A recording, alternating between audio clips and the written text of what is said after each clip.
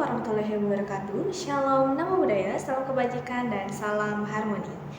Baik, sebelumnya, perkenalkan nama saya Nilo Putu Aryasmini Dewi dengan NIM 2311011016, absen 9 dari kelas IKIBK semester 4. Pada kesempatan kali ini, saya akan mempraktikkan video dari LPLBK dengan 4 teknik, yaitu teknik inokulasi, restrukturisasi kognitif, talk stopping, dan teknik reframing, yang mana nanti akan dengan setting yang berbeda-beda, dimulai dari setting bimbingan klasikal, bimbingan kelompok, konseling kelompok, dan konseling individu.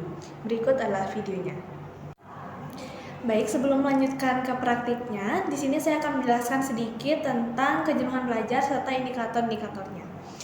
Nah, di mana kejenuhan belajar ini adalah kondisi psikologis di mana siswa merasa lelah secara mental akibat rutinitas belajar yang sangat monoton dan tekanan akademik atau kurangnya motivasi.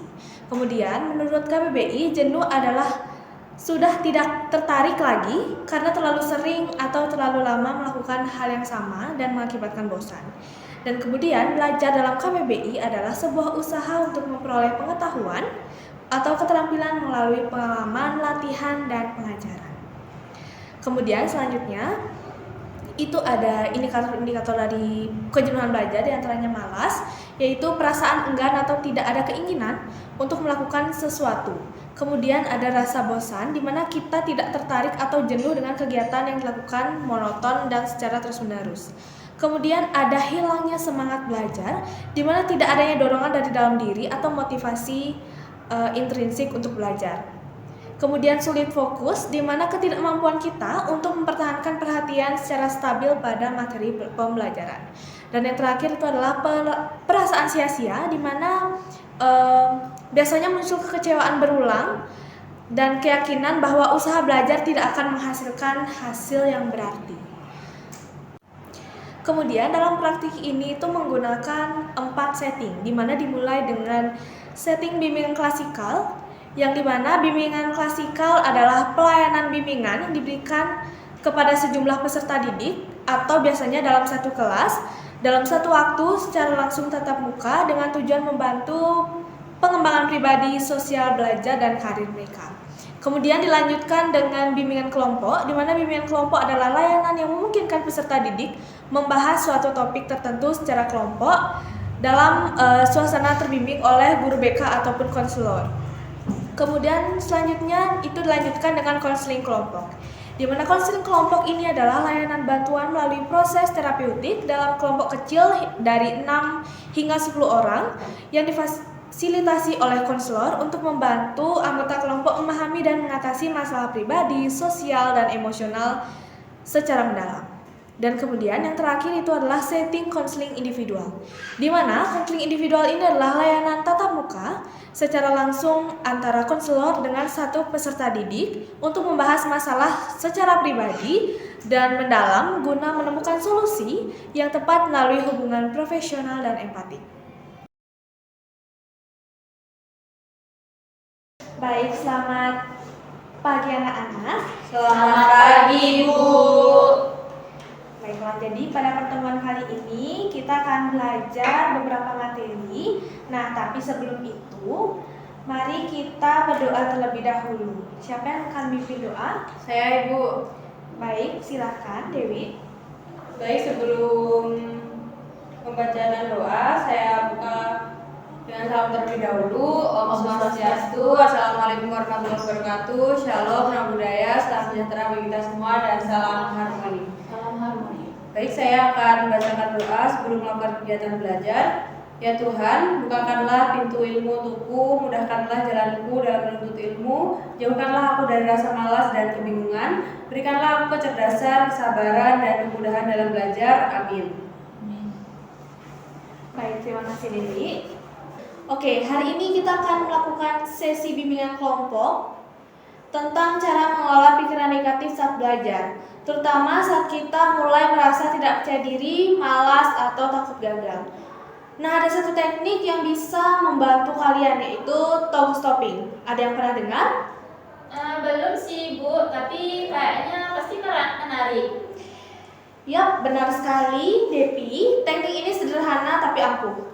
Talk stopping artinya menghentikan pikiran negatif secara sadar, lalu mengganti dengan pikiran yang lebih sehat atau positif. Sekarang kita akan coba untuk mempraktekannya. Sekarang saya ingin kalian masing-masing menyebutkan satu pikiran negatif yang sering muncul dalam belajar.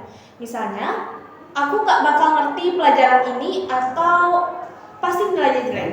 Saya, Bu. Oke, Rosa. Saya sering mikir, kayaknya saya bodoh, orang lain bisa cepat paham, sedangkan saya tidak. Yang lainnya? Kalau saya, Bu, belajar terus tapi tetap gagal, jadi buat apa? Saya juga, Bu, saya juga pernah berpikir kalau pasti nilai saya jelek lagi deh. Pasti ngapain sih percuma aja belajar gitu, Bu. Oke, bagus sekali kalian sudah jujur. Itu semua adalah pikiran negatif yang bisa kita lawan. Sekarang kita masuk ke tahap berikutnya. Nanti kalau muncul pikiran negatif itu, kita latih diri untuk langsung berkata stop dalam hati atau dilafalkan pelan-pelan. Setelah itu ganti dengan kalimat positif. Saya berikan contoh. Saya nggak akan bisa. Katakan stop. Lalu ganti dengan saya memang butuh waktu, tapi saya bisa kalau saya coba. Sekarang kita coba bersama. Ya, Rosa. Pikiran saya itu saya bodoh, nggak akan bisa-bisa.